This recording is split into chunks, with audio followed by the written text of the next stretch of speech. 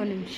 ಇವತ್ತು ನಾನು ತೋರಿಸ್ತಾ ಇರೋವಂಥ ಅಡುಗೆ ಸೋಯಾ ಮತ್ತು ಪನ್ನೀರ್ ತರಕಾರಿ ಎಲ್ಲ ಹಾಕಿ ಮಾಡಿದಂಥ ಪೋಷಕಾಂಶ ಭರಿತ ಪಲಾವ್, ಪನ್ನೀರ್ ಸೋಯಾ ಪಲಾವ್.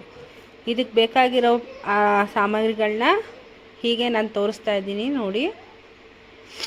ನೆಕ್ಸ್ಟು ಬಾಣಲಿ ಇಟ್ಕೊಂಡು ಎಣ್ಣೆ ಮತ್ತು ತುಪ್ಪ, ಚಕ್ಕೆ, ಲವಂಗ, ಏಲಕ್ಕಿ, ಪಲಾವ್ ಎಲೆ ಎಲ್ಲನೂ ಕೂಡ ಹಾಕ್ಕೋತಾ ಇದ್ದೀವಿ. ನೆಕ್ಸ್ಟು ಈರುಳ್ಳಿ ಮತ್ತು ಹಸಿರು ಮೆಣಸಿನ್ಕಾಯಿ ಕೂಡ ರೆಡಿ ಮಾಡ್ಕೊಂಡಿದ್ದೀವಿ. ಈಗ ಇನ್ನೊಂದು ಸತಿ ಸಾಮಗ್ರಿಗಳನ್ನೆಲ್ಲ ತೋರಿಸ್ತಾ ಇದ್ದೀನಿ ನೋಡಿ. ರುಬ್ಬಕ್ಕೆ ಬೇಕಾಗಿರೋ ಐಟಮ್ಸ್ಗಳನ್ನೂ ಕೂಡ ತೋರಿಸ್ತಾ ಇದ್ದೀನಿ.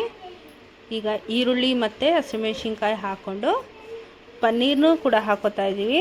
ಪನ್ನೀರ್ ಹಾಕ್ಕೊಂಡು ಹಾಗೆ ಎಣ್ಣೆಲಿ ಫ್ರೈ ಮಾಡಿ ರುಬ್ಬಿದಂಥ ಮಿಶ್ರಣನೂ ಕೂಡ ಹಾಕಿ ಹಾಗೆ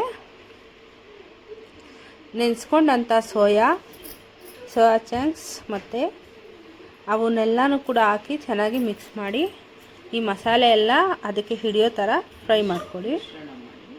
ನೆಕ್ಸ್ಟು ಅದಕ್ಕೆ ತರಕಾರಿಗಳನ್ನ ಆ್ಯಡ್ ಮಾಡ್ತಾಯಿದ್ದೀನಿ. ಈಗ ಒಂದೊಂದೇ ತರಕಾರಿಗಳನ್ನ ಆ್ಯಡ್ ಮಾಡಿ ಇದು ಕೂಡ ಎಲ್ಲ ಹೊಂದ್ಕೋಬೇಕು ಮತ್ತು ಮಸಾಲೆ ಎಲ್ಲ ಇದಕ್ಕೆ ಸೇರ್ಕೋಬೇಕು. ಆ ರೀತಿ ಚೆನ್ನಾಗಿ ಕೈ ಆಡಿಸ್ತಾ ಇರಬೇಕು.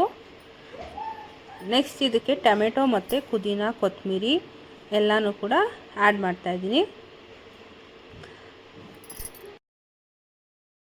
ನೀರೆಲ್ಲ ಬಿಟ್ಟರೆ ಅದೇ ಬೇಯುತ್ತೆ. ಚೆನ್ನಾಗಿ ಹೊಂದ್ಕೊಂಡು ಆ ನೀರಲ್ಲೇ ಬೇಯಬೇಕು.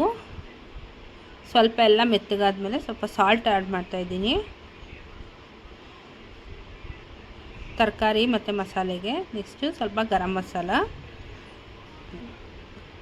ಇದನ್ನೆಲ್ಲ ಚೆನ್ನಾಗಿ ಹೊಂದಿಸ್ಕೊಳ್ಳೋಣ. ನೆಕ್ಸ್ಟು ಕಸ್ತೂರಿ ಮೇಥಿ ಹಾಕ್ತಾಯಿದ್ದೀನಿ. ಕಸ್ತೂರಿ ಮೇಥಿ ಆದಮೇಲೆ ಇನ್ನು ಸ್ವಲ್ಪ ಕಲರ್ಗೋಸ್ಕರ ರೆಡ್ ಚಿಲ್ಲಿ ಪೌಡ್ರ್ ಆ್ಯಡ್ ಮಾಡ್ತಾಯಿದ್ದೀನಿ. ಇವನ್ನೆಲ್ಲ ಚೆನ್ನಾಗೀಗ ಬಾಡಿಸ್ಕೊಂಡು ಆ ಮಸಾಲೆ ಎಲ್ಲ ಹೊಂದ್ಕೊಳ್ಳಿ ಸ್ವಲ್ಪ ಹೊತ್ತು. ನೆಕ್ಸ್ಟ್ ಇದಕ್ಕೆ ಅಕ್ಕಿನ ಸೇರಿಸ್ಕೊಳ್ಳೋಣ. ಎಷ್ಟು ಬೇಕೋ ಅಷ್ಟು ಅಕ್ಕಿನ ಸೇರಿಸ್ಕೊಂಡು ನೀರನ್ನು ಆ್ಯಡ್ ಮಾಡ್ತಾಯಿದ್ದೀವಿ. ಸರಿಯಾದ ಅಳತೆಗೆ ನೀರನ್ನು ಹಾಕಿ ಫಿನಿಶಿಂಗು ಈ ರೀತಿ ಬರುತ್ತೆ. ಒಂದೆರಡು ಕ್ಲಿಪ್ ಮಿಸ್ ಆಗಿಬಿಟ್ಟಿದೆ. ಈ ರೀತಿ ಕಾಣುತ್ತೆ.